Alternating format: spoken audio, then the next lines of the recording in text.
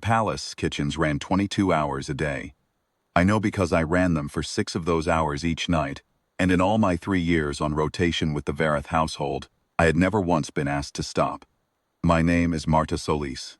Am was a contract cook, third-tier staff, the kind of person whose name appears on a laminated badge clipped to a work apron and nowhere else.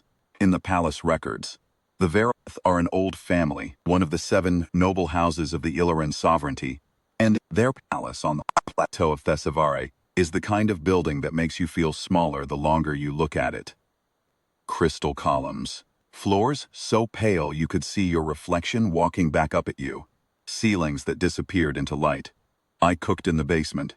That suited me fine. I am not a woman who needs to be looked at. I had my stations, my stock, my prep schedule. I had a young assistant named Ferris, who peeled things without being asked, and a night porter named Goss, who brought me dried herbs from the market, stalls when his shift ended.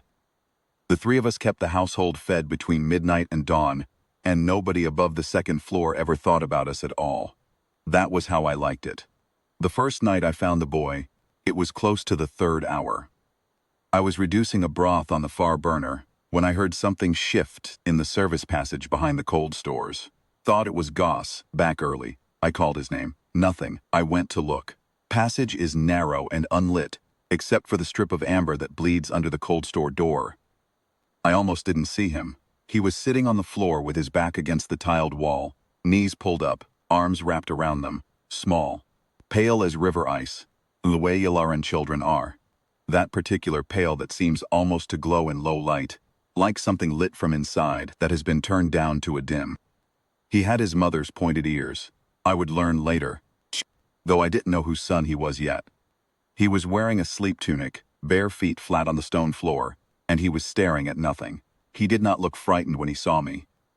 He did not look anything, particularly. He just looked at me, the way children look at a piece of furniture. I said, "You ought to have shoes on. The floor's cold this time of night." He didn't answer. I went back to my broth, but I left the passage door open, and after a few minutes I heard him follow me in, those bare feet soft on the kitchen tiles, and he stood about 3 paces back from my station and watched me work. I didn't acknowledge him. I stirred. I skimmed. I adjusted the heat. He stayed. After a while I said, without looking up, "Have you eaten?" Silence. "Because there's a broth here that's nearly done and it'd be a shame to let it sit."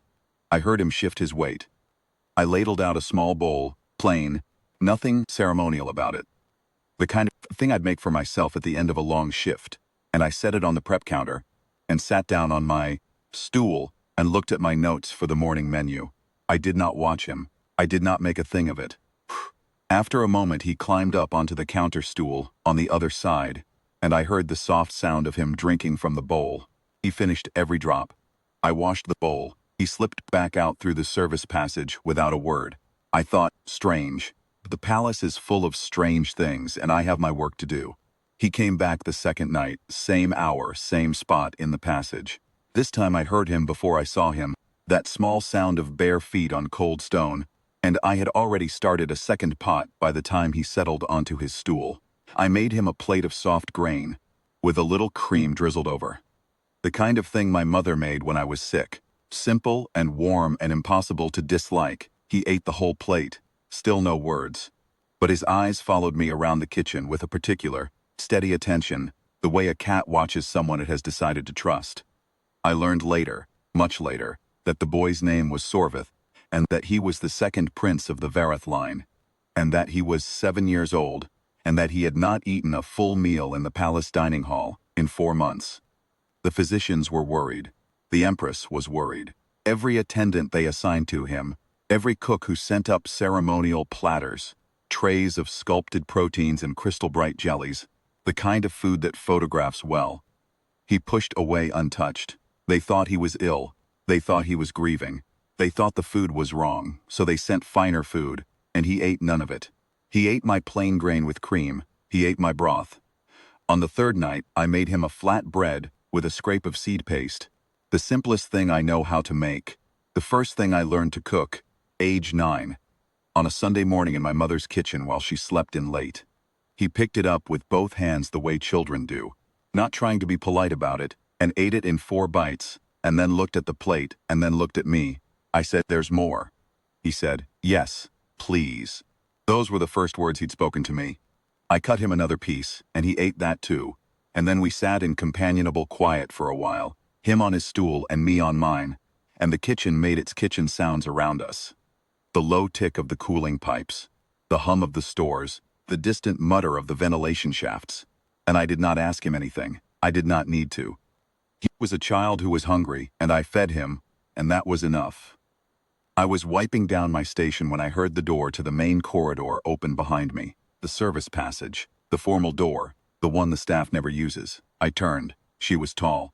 Yalaran women carry their height differently than we do.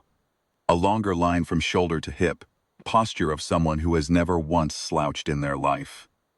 Her hair was the white silver that reads as old in photographs, but simply reads as in person. She wore a plain robe, dark, no insignia. She was looking not at me but at her son, who had slid off the stool and was standing straight now, ears slightly back, the way children stand when they know they are caught doing something they weren't supposed to do. She looked at him for a long time. Then she looked at the plate on the counter, the breadcrumbs on it, the empty cup. Then she looked at me. I didn't know what to do, so I did what I do when anyone looks at me, and I am not sure of the situation. I nodded, said "Madam," and went back to wiping my station. I heard her say his name. Very quietly, "Sorvith." He went to her, and she put her hand on top of his head, and they stood there in my kitchen doorway for a moment. And I thought, they are going to reassign me. They are going to move me to another section, because I have been feeding the prince without authorization and not courting it, and probably there is a form for this. She said nothing to me. She guided him out. The door closed. In the morning, station chief came to find me and told me my rotation had been extended by 6 months. No explanation. He seemed slightly baffled by it himself. There was a note in the system, he said.